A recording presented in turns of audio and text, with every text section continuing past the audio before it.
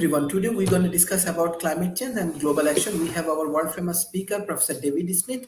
I think he is very good at analyzing different interesting topic. So he will analyze today's topic and he can take a class. And this class we're going to utilize for our climate change activities.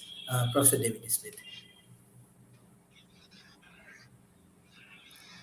Well, Sharif, thank you very much. Climate change is something that's in all the press for the last and climate change is now true on every continent, and it has the potential to really, and it is disrupting national economies. It's affecting lives. It's costing people, communities, and countries more and more all the time, and people are experiencing significant impacts from climate change, including changing weather patterns. The sea levels are rising, and we're seeing more and more extreme weather events of all different types.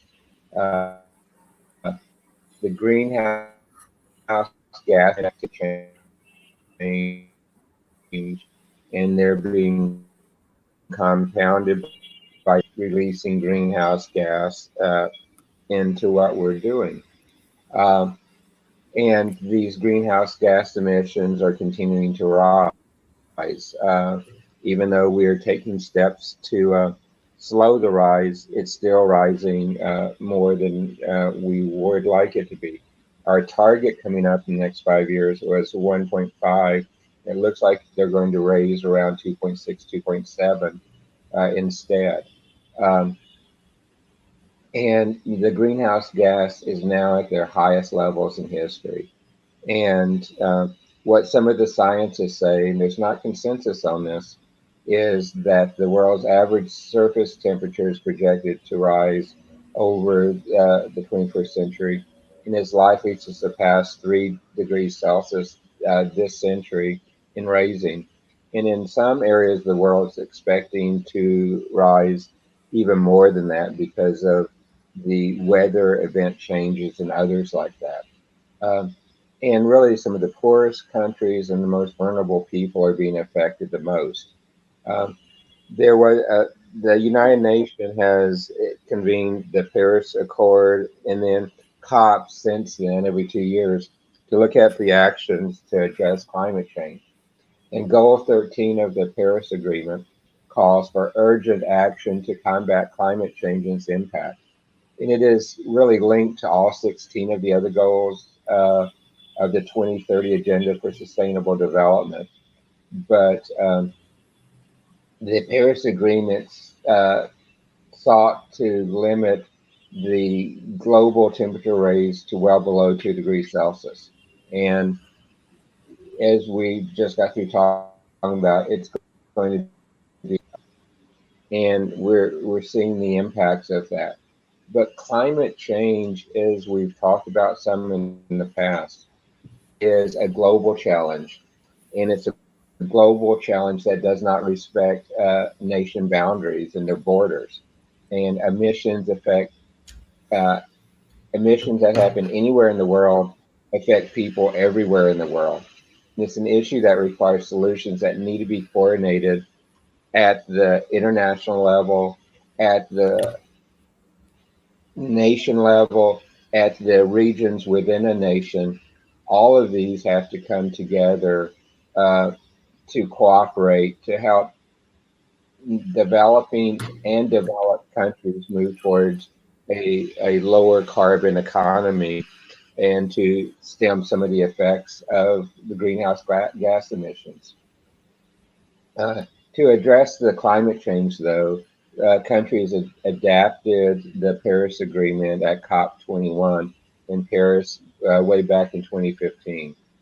And the agreement was entered into actual force about a year later. And in the agreement, all countries did agree to work to limit global temperature rise uh, and to below 2 degrees Celsius, but given the risk that was presented at the time and what we're still beginning to see some of, to strive for 1.5 degrees Celsius. And part of the way this has been implemented is what's called Sustainable Development Goals. And there's a roadmap for that came out of the COPs for looking at sustainable uh, development goals. And each of the different COPs every 2 years um, has begun to look at other parts. The uh, COP that just finished in Egypt looked a lot about how the poorer nations of the world, how can take place of this and how they could be involved. And there was actually funds dedicated out of it and to helping the developing nations really look at what can be done. And there's a lot of things that can be done at the science level, at the technology level, at the government levels, and trying to link them together. And we're seeing work is looking at climate change as part of human rights, part of social justice, and really more and more emphasis on the impacts of it on human health and what's happening there, and the impacts on agriculture, and even the impacts on the changes in the sea levels and others, and what can be done with this global action. And the there is a lot of interesting actions that are looking at that really 2022 and 2023 are going to be a historical years for international climate policy and change. There were some very good things that came out of COP27, but also some disappointments too, in that the climate change actions have not been resulted in much of a change as was desired. And however, the world's biggest greenhouse emitters, China, India, the United States, and the EU, have all made a shift to prioritize climate change. And while the Russia war in Ukraine, spiraling inflation, and energy shortages uh, really have slowed some of that action and actually have resulted in some increased greenhouse gas emissions and increased changes of it, there is still the view that significant work can be done. And inflation and the energy shortages are causing some uh, us to backdrop a little bit, take some steps back because of the fact that with the energy shortages, we're having to go back and turn on some of the power units and some of the power stations that we had decommissioned and had not been using because of their greenhouse gas emissions. But because of the energy shortage, we're going to have to. Um, and the whole inflation is meaning that we're having the inflation, and it looks like the beginning of depressions in many different parts of the world, is making money that is available to deal with climate change harder and harder to put in place. But the the international commitment to limit planetary warming to 1.5 was reinforced in COP27. In fact, I love part of the terminology they used. They said that if you're the 1.5 Celsius is life support for the planet and where they're heading. But one of the things that we see is that even though we're not heading the right direction on all of it, all hope is not lost. In fact, what we've seen so far in 2022, it was a historic year for international climate policy.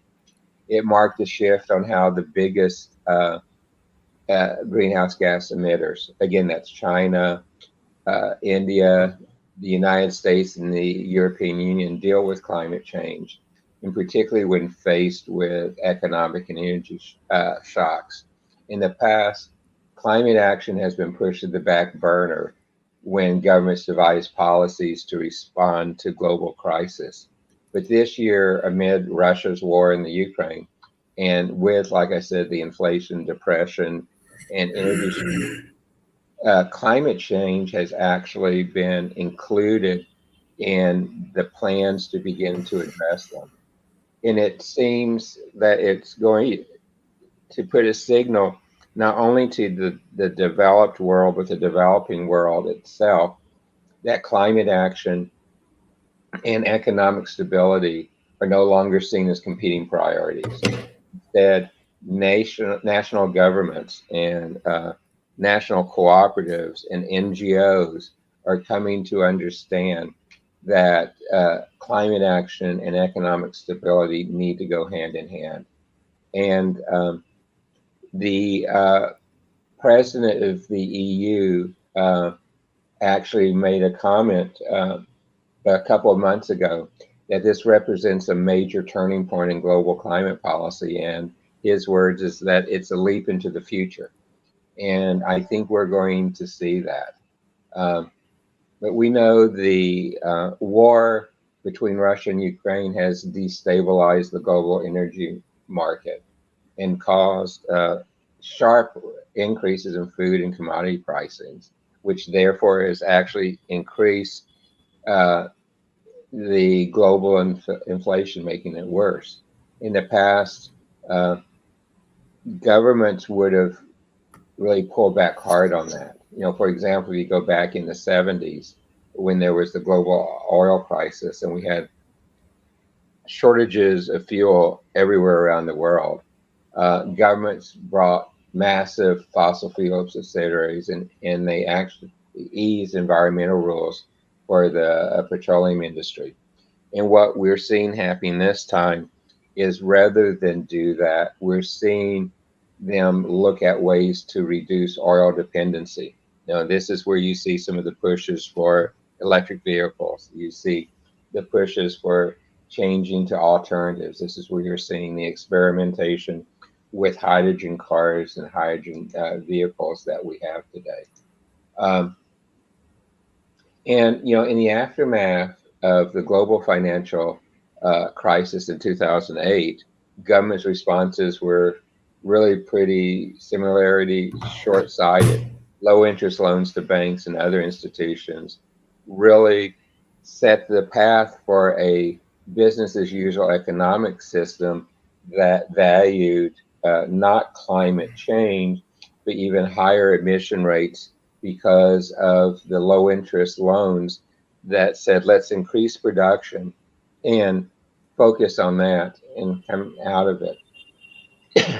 And then what we saw after the 2008 financial crisis is corporations where they fuel a lot of the emissions as you look at this. They had years of austerity, which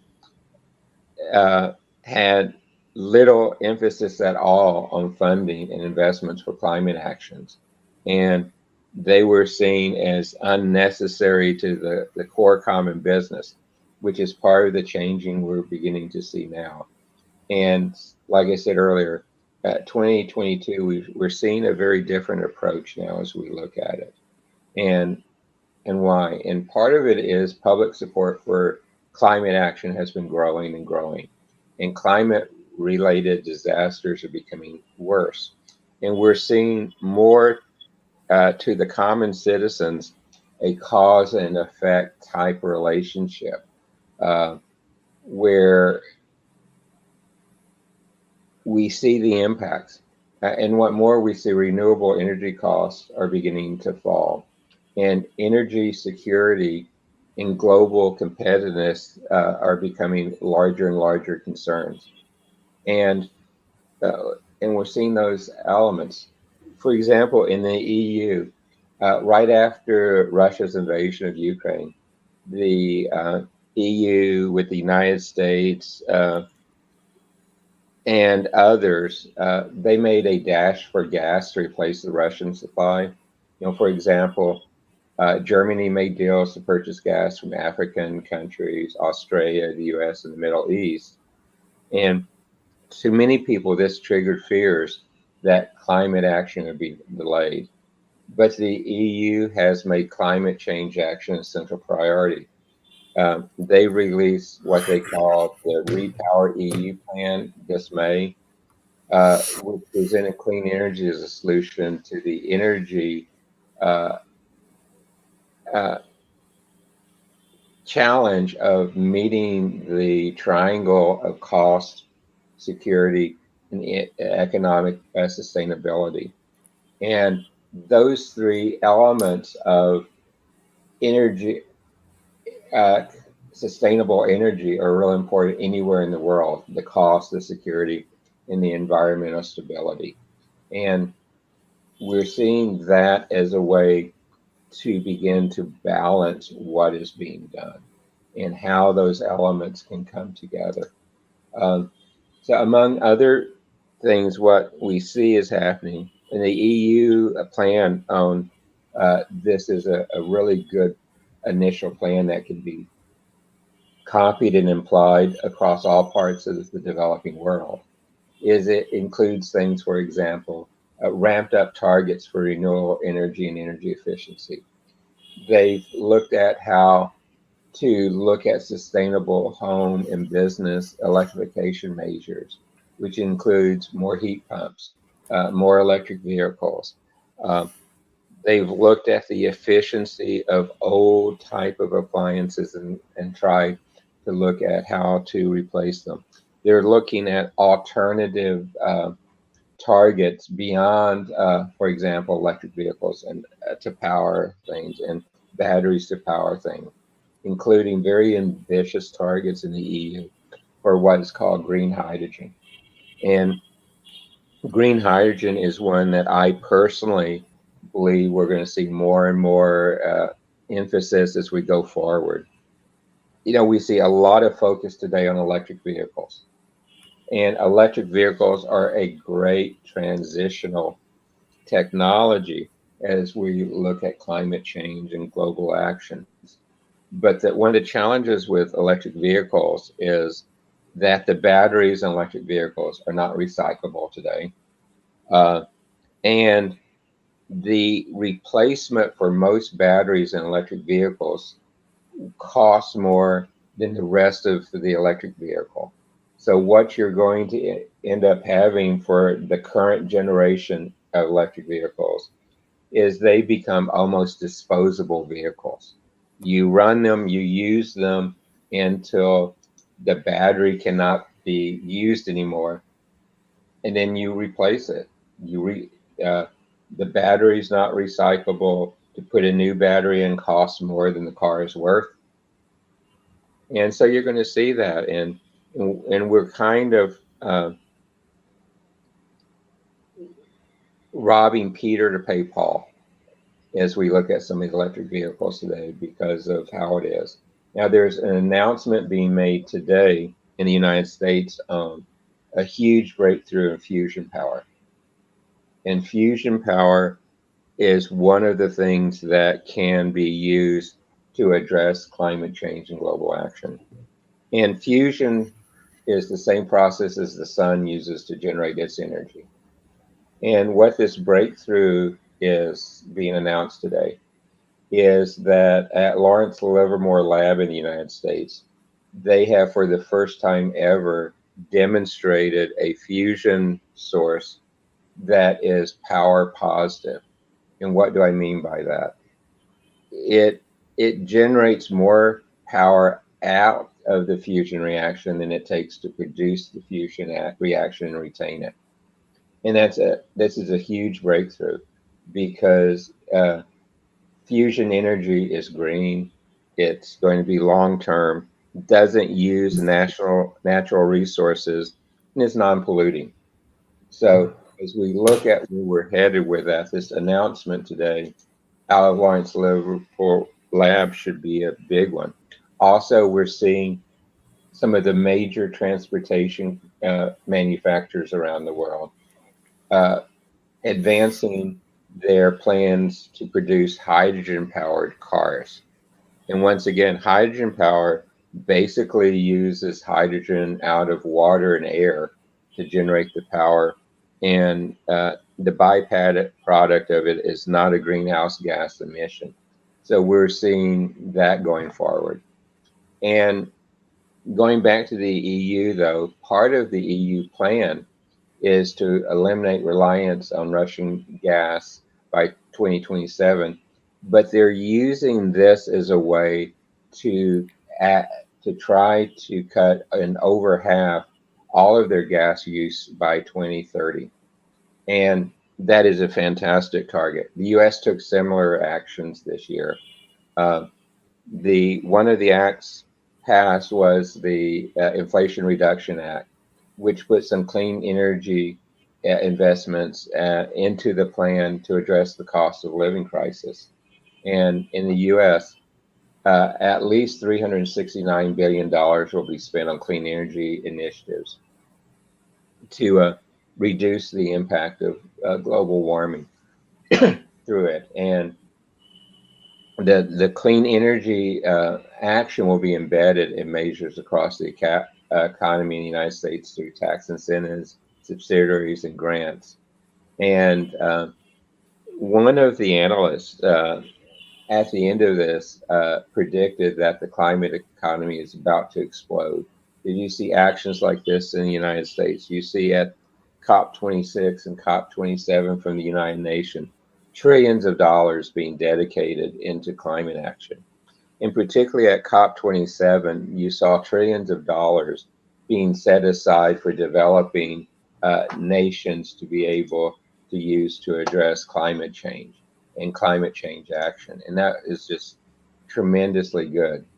And you're seeing governments around the world begin to ask for suppliers to disclose publicly what are their greenhouse gas emissions and to set really now science-based type of emission reduction targets.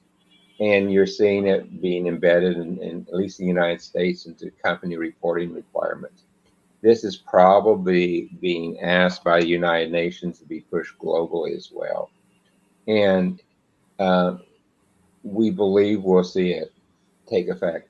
Now, how about in China and India? In China, coal use actually has increased in the short term this year. However, the Chinese government is releasing plans to really compel their sectors to couple economic and energy security and low carbon growth.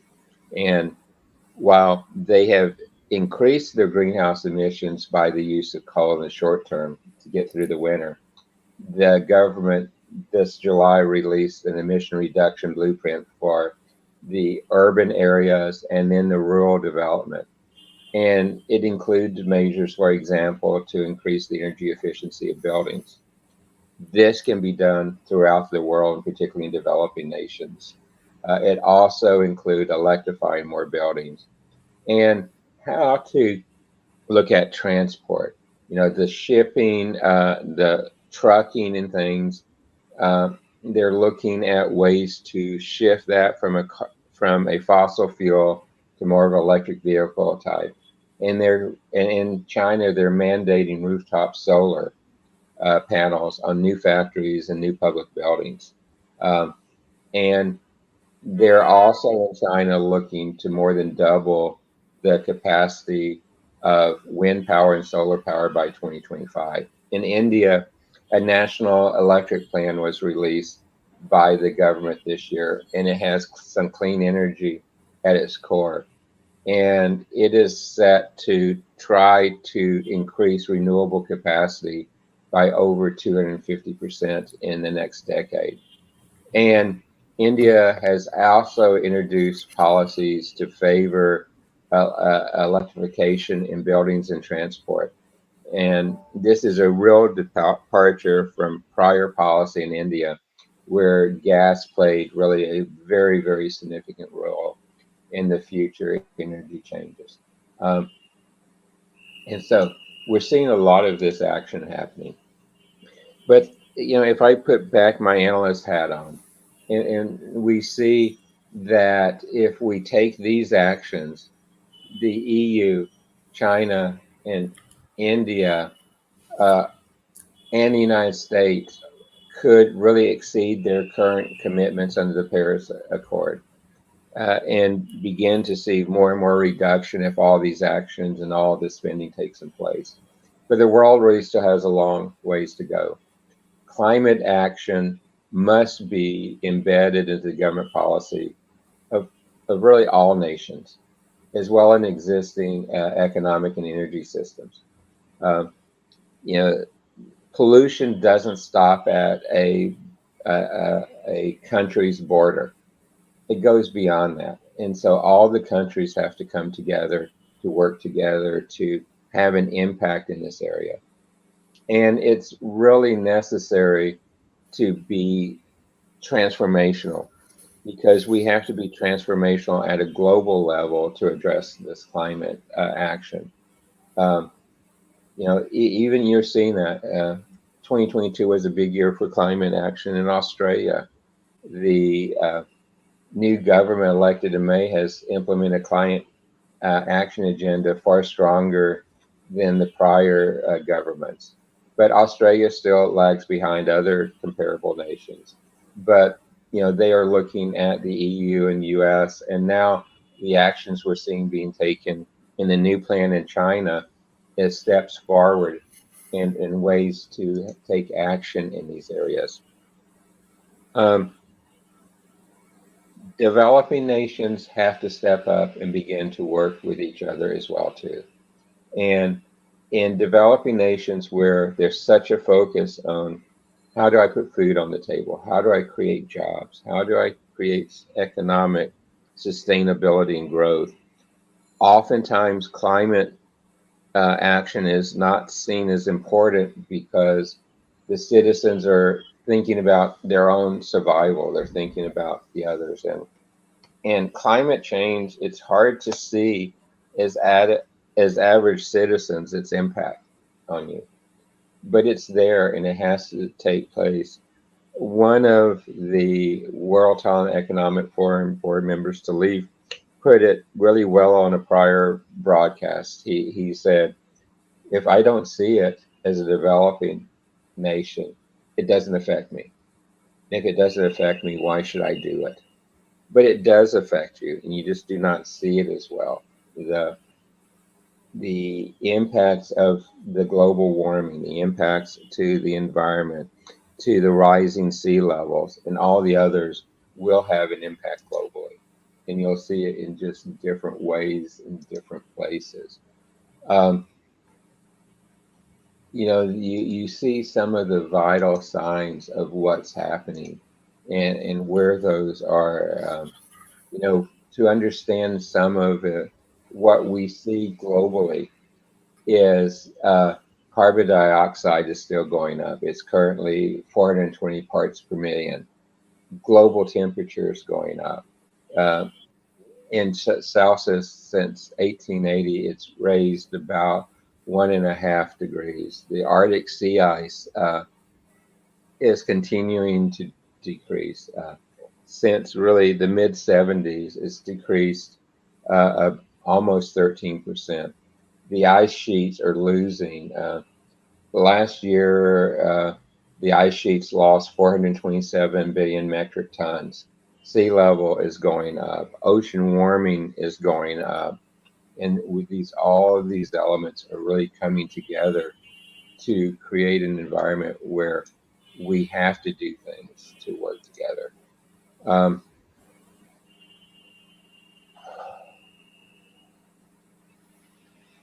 what can developing nations do?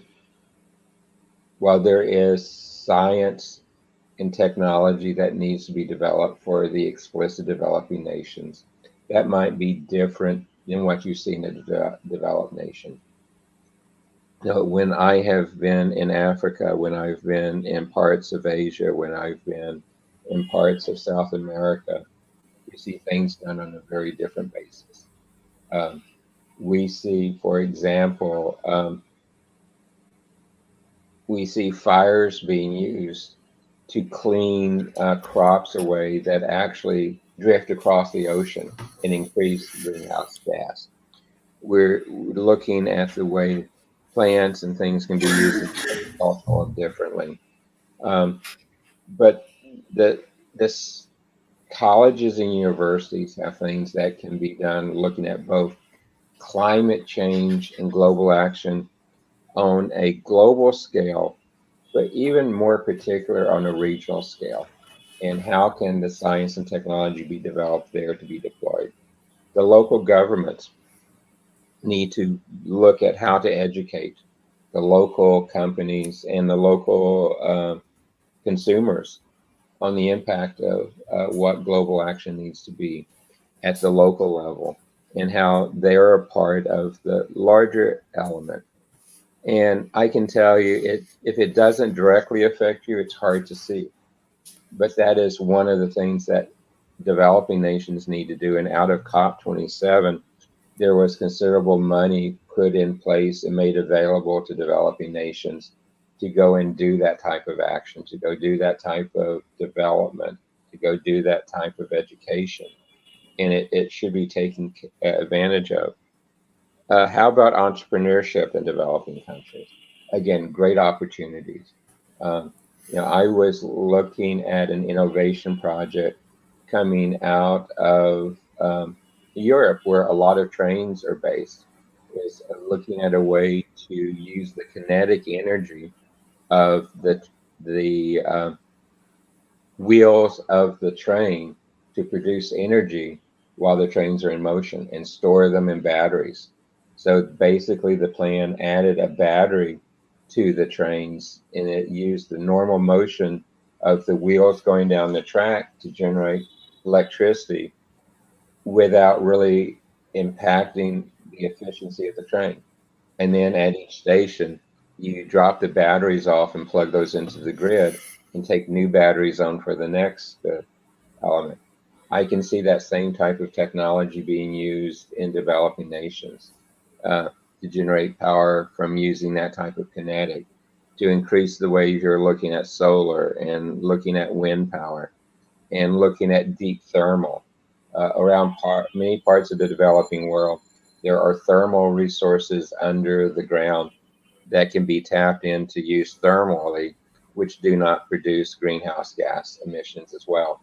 So, Sharif, I think as using your normal question of the impact on developing nations, and the colleges, universities, and entrepreneurs and the governments, I think those are some of the things that can be applied here really well. Am I missing something you'd like me to cover, Dr. Sharif? Thank you, Professor David Smith, for your excellent contribution. Just final things like how we can develop some good policy for this climate change, especially the developing nations. And what's your concluding remarks? I know you have meeting. We will finish these sessions after your concluding remarks. Well, I appreciate that. Yeah, like I said earlier, I think actually the European actions that have come in place, particularly recognizing the disruptions caused by the Russian Ukraine war, is an excellent model to look at and begin to use in developing nations. It will need to be adapted to them.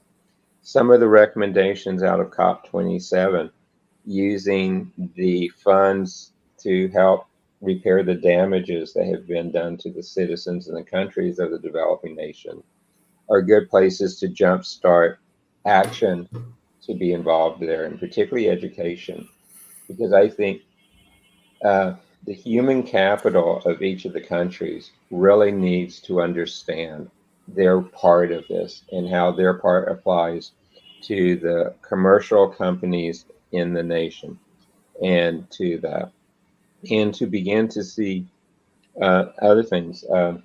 Another recent release that will help here is NASA in the United States has developed a graphene battery that is not an Li battery. And while the energy density for this new battery type is not high enough for large ships or large airplanes. This new graphite battery is perfect for powering regional airplanes to support regional economies. And I think you'll see this type of technology being deployed to solve some of the problems there too.